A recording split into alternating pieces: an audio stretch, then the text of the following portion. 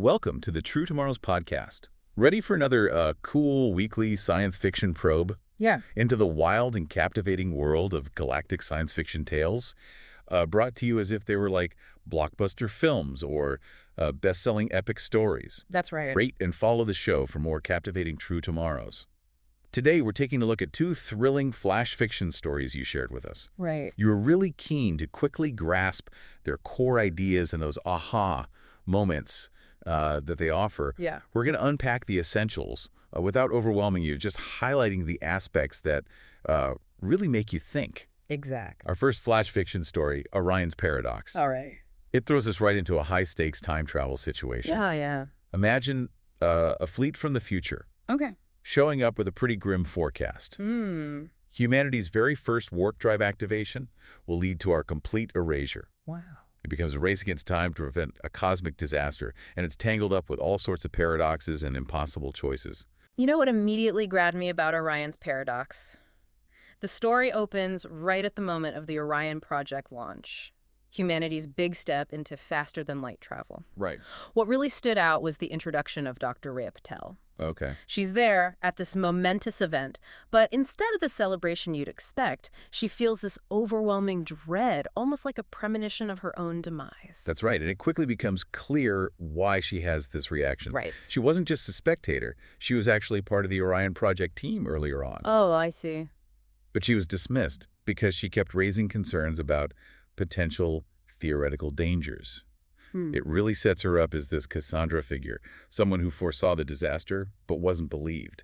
Makes you wonder about the responsibility of scientists when pushing boundaries, doesn't it? Absolutely. And then as the launch is about to happen, these incredibly advanced ships materialize. Right.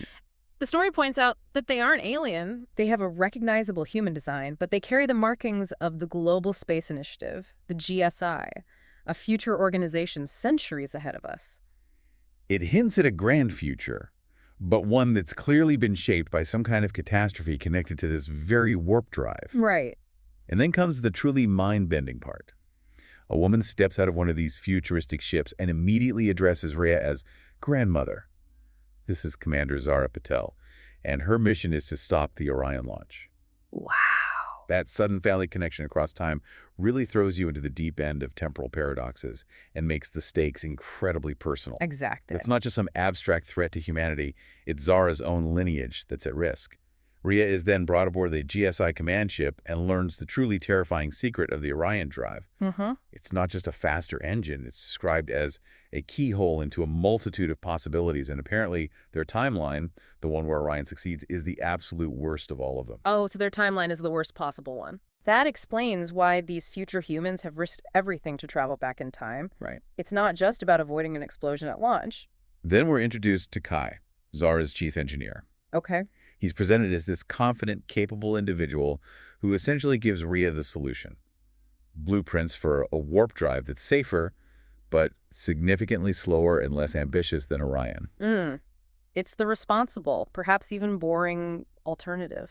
What's fascinating here is the trade-off. Right. Rhea, as a scientist, likely had these grand visions of humanity rapidly expanding across the galaxy. Yeah. Now she's confronted with the reality that sometimes progress needs to be tempered with caution. It highlights this inherent tension in scientific advancement, the desire to push boundaries versus the need to understand and mitigate potential risks. Which do you think ultimately carries more weight? That's tough. The story then introduces conflict with the original Orion team. Okay. They aren't exactly thrilled to be told that their groundbreaking work is going to lead to universal doom. I can imagine. The idea of sabotage is even mentioned. Wow. Painting the GSI as these shadow army of time meddlers in the eyes of the present-day scientists. This resistance feels very human, doesn't it? Imagine being on the cusp of a major breakthrough, something the world has been striving for, and then having these strangers from the future tell you to stop. Yeah. It speaks to our inherent optimism and belief in progress, even when faced with potential warnings. We then meet Maya, the Spitfire pilot, who gets assigned to this retro shuttle mission. Okay. She's described as full of instinct and hope, which is a great contrast to Rhea's more burdened, almost resigned outlook. So she represents a more impulsive, action-oriented approach, Right. driven by a desire to fix things in the moment. Yeah. Rhea, on the other hand, is weighed down by the potential consequences she now understands. Then comes the launch day. Okay. And Orion is this powerful symbol of human ingenuity. Right. But the unexpected happens. Maya, in the modified shuttle, flies directly into Orion's warping field. It's this sudden, dramatic intervention, a complete deviation from what anyone anticipated. It seems like a moment driven by pure instinct, perhaps even a sense of desperation. The immediate aftermath is chaos. Yeah. The warp isn't this clean, controlled event. Instead, it's described as a fracture of space-time, timelines bleeding into each other. Right. The GSI command ship is thrown into disarray as these temporal disruptions start to manifest. It underscores the unpredictable and potentially dangerous nature of tampering with time. And then, this incredibly cryptic moment, an old Rhea Patel, her future self, appears on the ravaged launch pad. Wow. She confirms it worked, a different path chosen before just vanishing. So a catastrophe has been averted, but we don't know the specifics of this new future. So we reach the end of Orion's paradox with this real sense of the unknown. Yeah. Orion is offline, the future is still uncertain, and Rhea is left with this immense weight of a changed future. It prompts us to consider the potential trade-offs between ambition and safety and the often unpredictable nature of progress. Okay, let's shift our science fiction probe now to our second flash fiction story, Legion of the Lost. Okay. This one presents a drastically different future, focusing on the survivors of planetary destruction. Right. We're immediately introduced to Mara, and the visible scar across her face is a powerful image, mirroring the molten gash in the sky where her home world used to be. Right. That visual parallelism is incredibly effective in conveying the depth of Mara's suffering and the scale of the catastrophe. The story also touches on the fragmented nature of her memories of the destruction, contrasting it with the poignant memory of her mother's fading song, which symbolizes the loss of culture, identity, and connection to the past. How do societies rebuild after such profound loss of memory and heritage? We then see Mara and the Legion on this desert ridge, observing a slaver convoy. Okay. The detail of the Legion's emblem on their scavenged armor speaks volumes about their origins and their purpose. And this is where we encounter a fascinating element. The idea that they've salvaged ancient technology from ruins, and it grants them these extraordinary, almost superhuman abilities. Right. The story even mentions the tech hummed in her blood, suggesting a deep, almost symbiotic connection. We're then introduced to Imani, who's monitoring shields, and Ben, the youngest member who can hear the whispers of machines. Okay. Their specific roles and abilities really highlight the diverse skills within Legion, all powered by this salvaged tech. Right. It makes the Legion feel like a very effective and resourceful group. Ben's ability to predict the slaver's shuttle engine meltdown is a particularly intriguing detail, showcasing the practical and almost intuitive connection he has with technology. His ability implies a level of technological empathy that goes beyond simple understanding. What's really striking is the contrast the story draws between the Legion's current actions and their past lives. Mara was a musician, Imani a stellar cartographer, and Ben was described as gentle. Oh, so they weren't always warriors. Right. They were ordinary people forced into extraordinary circumstances. The Legion's action against the slavers is described as swift and decisive. Okay. Imani takes down the shields, Ben intercepts communications, and Mara uses her enhanced speed and skill to disarm the guards. Wow. The story emphasizes that it wasn't even battle, but more like a reckoning.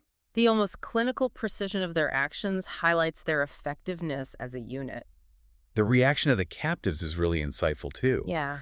They don't just see the Legion as saviors, but as echoes of their own potential for survival. This really underscores the theme of shared experience and resilience. It suggests a deeper connection between the Legion and those they rescue, a shared understanding of hardship and the will to overcome it. Later, in the repurposed medbay, there's this really touching moment where Mara comforts a rescued girl, sharing her own past loss. And then Imani delivers this powerful line, "Now we're the ones doing the finding." Right. Which perfectly encapsulates the Legion's mission and their shift from victim to protector. It's a powerful testament to their resilience and their determination to create meaning out of their own suffering. Then, Ben detects this old, automated signal of potential welcome. What's intriguing is the change in Ben's voice. He senses not just code, but a ghost of a plea, suggesting this encounter might be different from their usual rescues. So the signal could lead them to allies or other survivors, expanding their network and their potential for rebuilding. This leads Mara to consider a shift in the Legion's purpose. Okay. She starts thinking beyond just vengeance and contemplates the idea of rebuilding. While their initial actions were driven by the need to protect and avenge, the consideration of rebuilding signifies a move towards a more sustainable future. The flash fiction story ends with the Legion's ship heading towards the beacon. All right. The description of their emblem, a crudely drawn star with jagged cracks, is such a powerful symbol of their broken past and their unwavering commitment to survival and protection. The Legion's journey is a powerful reminder of the enduring strength of the human spirit and the ability to find purpose and hope even in the darkest of futures. So there you have it, two powerful science fiction probes into potential tomorrows, each presenting unique challenges and highlighting the incredible resilience of humanity when faced with the unknown. Right. In Orion's Paradox, you saw a desperate attempt to avert annihilation through the complex world of time travel, underscoring the potentially unforeseen consequences of our greatest ambitions. And in Legion of the Lost, you encountered a group of survivors who forged a new purpose from immense tragedy, using the echoes of the past to safeguard the future. What resonated most with you from these flash fiction stories? Orion's Paradox leaves us contemplating the delicate balance of cause and effect and the significant responsibility that comes with pushing the boundaries of innovation. What other unintended consequences might lie hidden within the technologies we are pursuing today? Legion of the Lost invites us to consider how communities can emerge and flourish even after experiencing unimaginable loss, and what role salvaged knowledge and technology might play in that process. These brief flash fiction stories, despite their length, offer fertile ground for contemplation. Thank you for joining us for this science fiction probe on the True Tomorrows podcast. Of course. We hope these tales have ignited your imagination and provided some thought-provoking moments. Yeah. Remember to rate and follow the show for more captivating journeys into the realms of science fiction. We'll be back next week with another fascinating look at the possibilities that lie ahead.